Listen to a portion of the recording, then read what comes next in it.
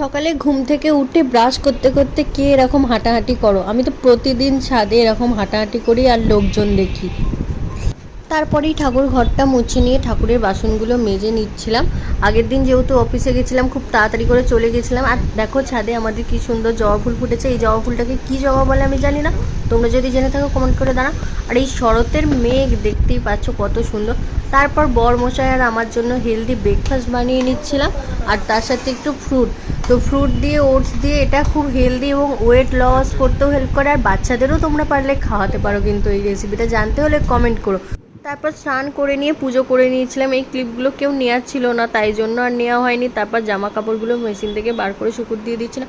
আর তারপর দেখো পাম্পি এরকম আমার কাছে এসে কোলে শুয়ে পড়ে, ওকে একটু আদর করতে হবে, চুল ঘেঁটে দিতে হবে।